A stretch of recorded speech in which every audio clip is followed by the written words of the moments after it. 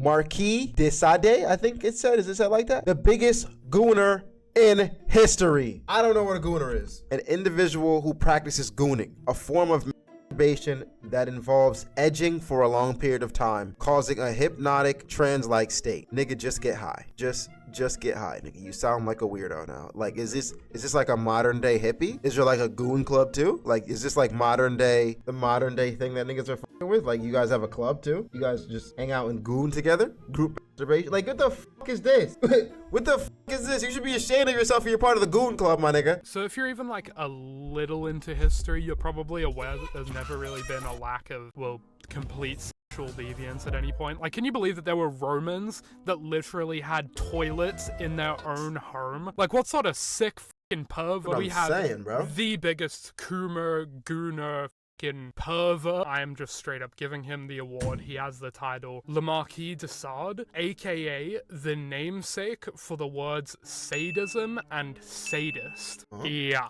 Sade was a French aristocrat born in the mid-1700s, and the dude had a reputation for treating prostitutes the way that Ford F-150 treated your runaway cat when you were 6.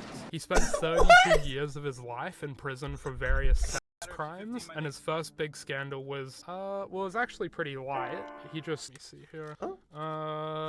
Yeah, this nigga said pretty light and put, that's Wait, what did Lizzo have to do with this? Why is he just, this nigga taking shots from left and right, nigga? Cat when you were 6.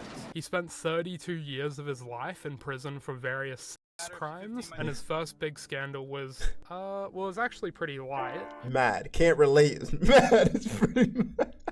He just lured a street beggar into his house before proceeding to tie her to a couch and pour hot wax onto her body while flogging her. What does flogging mean? Why are you violating the homeless one? And what does flogging mean? A punishment in which the victim is hit repeatedly with a whip or a stick. Okay. Hit repeatedly with a whip or a stick. Yes, beat. He followed this up by drugging various prostitutes with Spanish fly and then making surprise love to them while they were immobilized. This nigga Bill Cosby? Game is game. Hey, yo, get this nigga the fuck back. I can't stand it. No, that was perfect timing. That was, well done. You're a jokester, sir. Proceeding to tie her to a couch and pour hot wax onto her body while flogging her. He followed this up by drugging various prostitutes with Spanish fly and then making surprise love to them while they were immobilized. That's crazy. Game is game. And dude, that one is particularly bad. Like, bro, you are rich as shit. And they are literally people that have sex for money. Just buy you some pay them! Yeah, anyway, like... so because of all that, he had to flee to Italy, and while that was happening, the French government sentenced him to death, and he was pretty quickly caught in prison in Savoy before escaping after like 2 months. After escaping, he hid out in his castle in Southeast he was moving France, different. Where, surprisingly... This nigga wasn't a regular villain. This nigga was Orochimaru, nigga. This nigga was deviant. He was not a regular villain. This nigga was slippery like a snake. He was slippery like a snake. He continued to commit just the worst crimes against God imaginable. He started employing minor, you know the story, blah blah blah, dream, blah blah blah, court, blah blah, flee to Italy. Again, you get the goddamn point. So because at this point, Sade was basically the French equivalent of that annoying fucking homeless dude that won't get out of your fucking attic! Get the fuck out! So the French government kind of just told him his mum was about to be D-E-D, ripperoni pepperoni. And then when he came back to see her, they threw his ass in the dungeon, and that was the end. Or so they thought. Of Le Marquis de Sade. Do you guys like my French pronunciation I've been practicing? Oui, oui. Except no, of course it wasn't the end, because France has this little thing called dumbass unwashed masses. And what goes better than a lawless state and a psychopathic rapist pedophile? I mean, really, they go together like chocolate and peanut butter, to be honest, or your fucking mum and... Welcome to New York. It's been waiting for... And so they freed him in 1790 after a 13-year prison stay. They freed him? By the way, while he was in prison, he wrote what has been called the most impure tale ever written. 120 days of Sodom.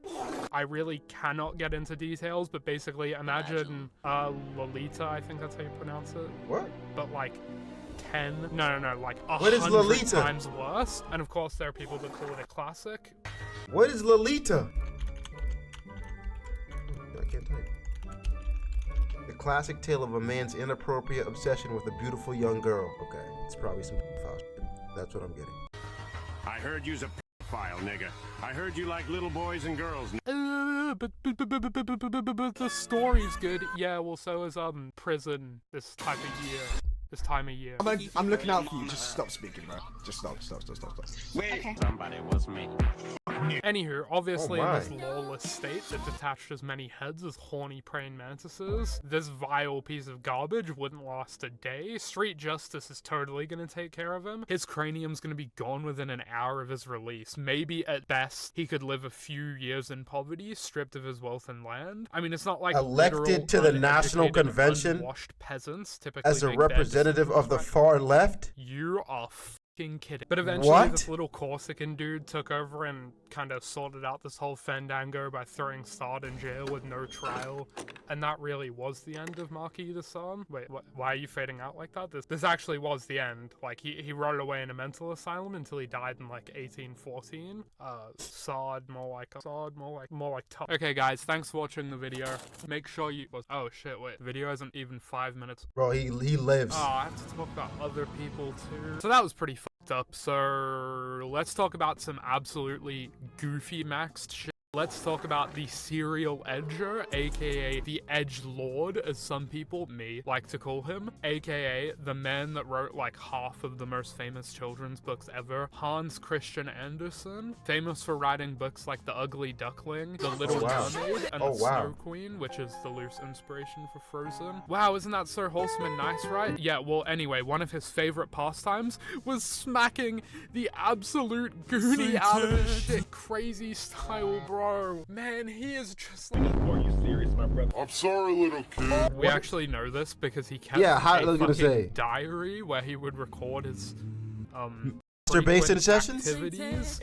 I was like, nah, that's crazy. Like, to beat your meat and then write a note every time you beat your meat is wild. Like, I don't care. I don't care how you put it. To beat your meat and then write a note every time you beat it, like today, 3 p.m., fat Latina booty. It was a big load. The first one was bigger though. I think my semen is depleting. I should rest, but I think another time for me to beat again is now. My right hand is tired, but I think my left can go. I heard they have a name for that now. It's called stranger danger. Shall I try it?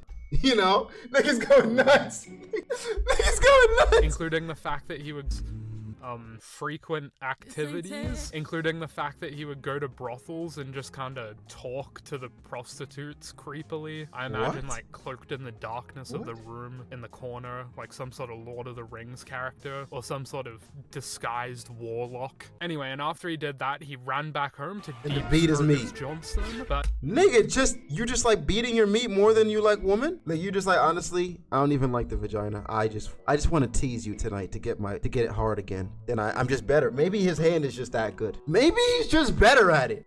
Maybe he's just better at it. Like, that'd be surprising, but hey, maybe he's got a technique that no one else got. Hello, Grand Onion. Please stop calling me that, Hob. This is like the 8th day. He apparently had a pretty awful childhood, considering The Ugly Duckling was literally based on his childhood experiences. So Oh, wow. essentially, this dude was basically just the 1800s equivalent of the average guy that watches this shit. So because I'm a huge advocate of gender equality, of course, 6'2", by the way, and let me get out the ruler. We have one for the ladies, all the ladies out there. Shout out to all 8% of you. Before I get into this, I must preface by stating that many records of specific Roman figures are very misleading or downright false due to frequent slander by political rivals. Take everything I say with a grain of salt and make sure to do your own research. Don't pull the Elagabalus bullshit. Don't tell me about how, most likely this is fictitious due to the fact that I know! Anyway, Messalina was the wife of Roman Emperor Claudius because the guy just could not catch a break. Messalina would publicly cheat on Claudius constantly, including her alleged habit of sneaking out every night to go work at low-class brothels. Well, that sounds familiar. Including an incident in which she apparently had a competition with the most famous street wench in Rome to see who could handle the most shaft in one day. What? And she won. Eventually, her constant cheating did catch up. Why would you even marry? Why would you even marry someone like that? One. And two, I'm low-key kind of impressed to go up against the best in the game and take the W. I ain't gonna lie, bro. She's committed to her craft. She's committed to her craft to be out there and be like, nah, bro. I am the biggest hoe. We can battle it out on who the biggest hoe is. It will be me. I will take more tonight. Eventually, her constant cheating did catch up to her, though, because Claudius eventually had her and her lover executed because she planned to marry the guy publicly. Oh, wow. Well, still married to Claudius. Oh, Shit, my Claudius, God. Since you're my boy and all, I'll put you on game. Listen to Chief Keef. Love no thoughties. I think my chopper gay. I pulled him out the closet. I like to get my dick sucked while I'm getting Anyway, speaking of cows, next up we have Ibrahim the First, or Ibrahim the Mad, the 18th Sultan of the Ottoman Empire, aka the OG BBW Hunter, the BBW Slayer. Wow. The Bulgar Slayer. We rock with the BBW Slayer. Apparently, one time Buddy was just checking out some cows in a field, and he liked what he saw. It's pretty difficult to put into words how disgusted I am. In fact, he liked it so much, he had the cow's lower area erected in gold and shipped around the entire empire before asking his guards to track down a woman that was similarly... Wait. Correct me if I'm wrong. Did he like the way a cow's booty looked so much that he had it cut off, turned into replicas of it, right? Like, and shipped away? What is that word that he used? In fact, he liked it so much, he had the cow's lower area erected in gold and shipped... In gold. Never heard that. What does that mean, gold? Oh, erected in gold. That's what he said? I'm tripping. I thought he said in gold. Erected in gold and shipped... He had it put in gold and shipped around the entire empire before asking his guards to track down a woman that was similarly endowed. So his guards drag this 350-pound... Bro's committed to fat ass. Bro's committed to fat ass, boy. To really show how much you love fat asses, he was like, I don't care what it's on. I don't care if it's on a dog, a cow, a donkey. I love fat asses, nigga. I love fat asses, bruh. So because I love fat asses so much, I'm gonna sell these shits. Matter of fact, I want everybody in my city to have them in their house. I want everybody drinking out of them. They can use a straw out of the butthole. I want everybody drinking out of them. Endowed. So his guards drag this 350-pound behemoth back to the Sultan's palace, where she becomes the favorite member of his harem. Did you want to see men kissing? You like men? I got to have your babe. Aww. Until he had all 280 of the women in his harem drowned randomly. What? I mean, he is called the Mad for a reason, which reminds me, why is this Ibrahim the First? That implies that there was an Ibrahim the Second. Who named themselves or their kid? That's true.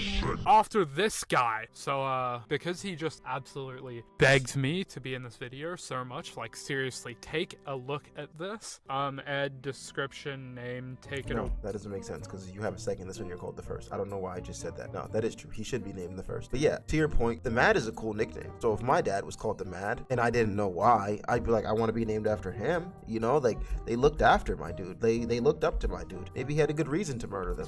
Why is this Ibrahim the First? That implies that there was an Ibrahim the Second. Who named themselves or their kid after this guy? So all he did was like BBWs, or he might have f***ed the cow. All right, that doesn't mean it's true.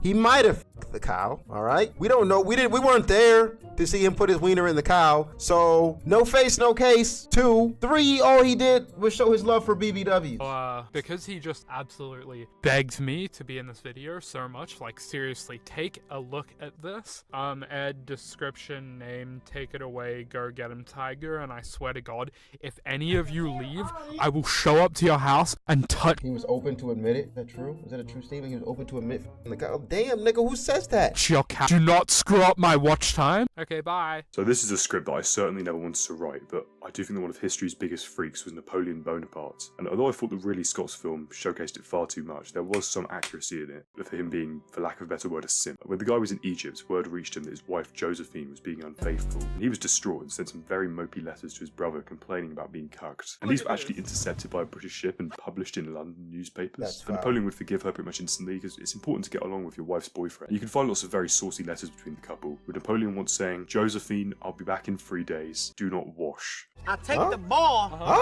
I bounce it, I shoot, I miss. Come on, man. Imagine if that had been captured and published in London as well. That would genuinely be the best film in history. But not if it's perfect. He likes it dirty. Yeah, okay, bye. He likes it dirty. He likes his pussy with some flavor. He likes it when it's a little bit tangy. You know. You feel me? You feel me? You fed? 69 God?